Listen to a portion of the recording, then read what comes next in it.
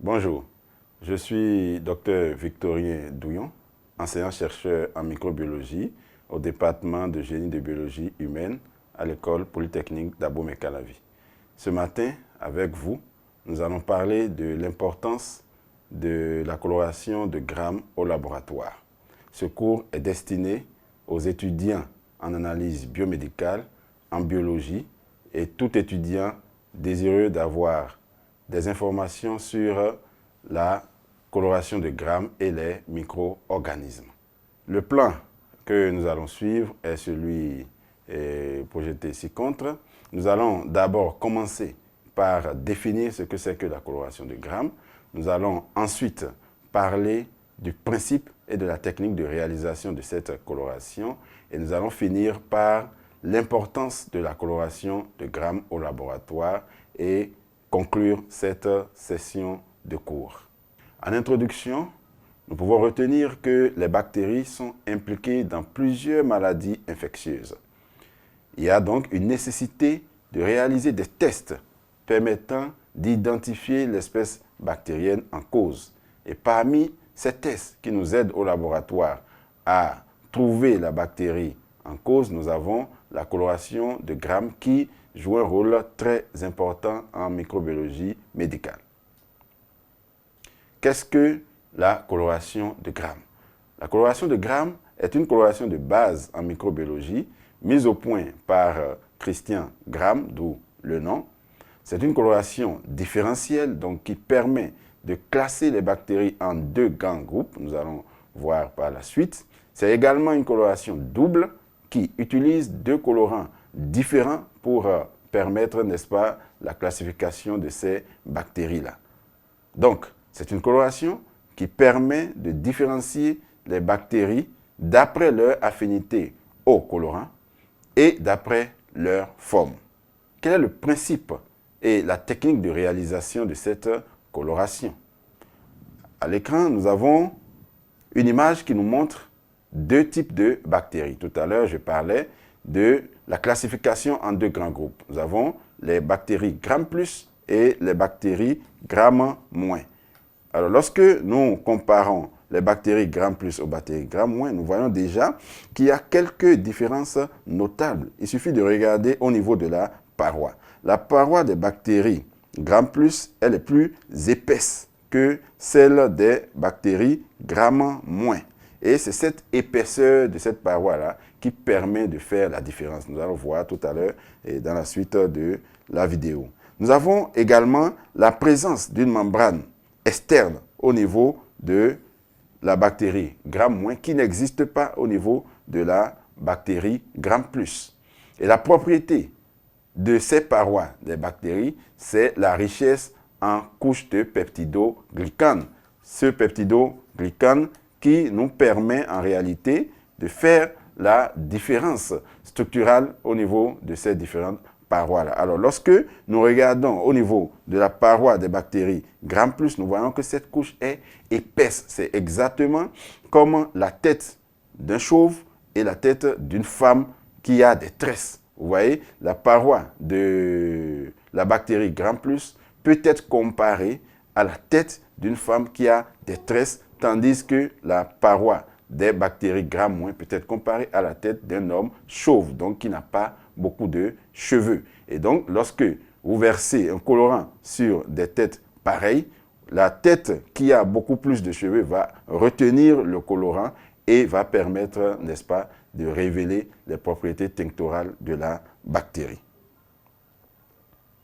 Le principe et la technique de réalisation de la coloration de grammes est donc très simple. C'est une coloration qui utilise en réalité 4 réactifs. Nous pouvons retenir le violet de gentiane, nous pouvons retenir le lugol, nous pouvons retenir l'alcool et nous pouvons retenir la fuchsine. Mais parmi ces 4 réactifs, nous avons 2 colorants, comme nous l'avons dit tantôt. Les 2 colorants qu'il y a dedans, c'est premièrement le violet de gentiane et c'est la fuchsine. Pourquoi ces différents éléments sont utilisés? Nous allons voir ça tout à l'heure. Dans un premier temps, nous colorons la lame contenant notre étalement avec le violet de gentiane. Nous plaçons donc le frottis qui a été fixé préalablement à la chaleur dans un flacon de violet de gentiane. À ce niveau, nous allons laisser agir pendant 1 minute et sortir la lame. Lorsqu'on s'arrête à cette étape, nous pouvons voir que les bactéries vont prendre une couleur violette. Quelle que soit leur affinité au colorant, elles seront toutes violettes. Nous allons passer à l'étape du mordançage. Le mordançage qui en fait consiste à accentuer la coloration violette. Et donc, ce mordançage se fait par un produit qu'on appelle le Lugol. Nous allons donc recouvrir le frottis avec du Lugol et laisser agir pendant 1 minute. À ce niveau, les bactéries qui étaient préalablement violettes vont voir leur violet renforcé. C'est fait à dessein. Nous allons éliminer l'excès de Lugol et rincer la lame à l'eau distillée parce que si nous ne le rinçons pas, nous pouvons laisser des dépôts de colorants qui vont gâter la suite du processus. Lorsque nous finissons d'accentuer la coloration violette par le Lugol, donc qui joue le rôle de mordant, nous allons passer à l'étape très importante de la coloration qui est en fait la décoloration par l'alcool. Donc nous allons décolorer nos bactéries en se basant sur le principe de perméabilité de la paroi des bactéries Gram- à l'alcool. Et donc, lorsque je recouvre le frottis d'alcool et laisser agir pendant 10 secondes, qu'est-ce qui va se passer à ce niveau? À ce niveau, mes bactéries, si elles sont Gram+, ne vont pas se laisser décolorer. Vous vous rappelez cette image de femme avec beaucoup de tresses sur la tête. Donc, mes bactéries ne vont pas se laisser décolorer. Alors que si elles sont Gram-, donc la tête du chauve, elles vont se laisser très facilement décolorer. Et donc, ici, j'aurai déjà la démarcation claire si ma bactérie est 1 Gram+ ou 1 Gram-. Mais évidemment, je ne peux pas encore le savoir. Je vais passer à l'étape suivante qui consiste à recolorer ce frottis-là par la fuchsine. Et donc, je vais placer le frottis dans un flacon de fuchsine et laisser agir pendant 10 secondes. Je sors ma lame et je la rince à l'eau distillée. Et à ce niveau-là, les bactéries qui se seraient laissées décolorer, vous vous rappelez qu'on a dit que ce sont les bactéries Gram- à cause de leur pauvreté en peptidoglycanes qui vont se laisser décolorer. Et donc, si je me laisse décolorer, c'est que je peux accepter la nouvelle coloration.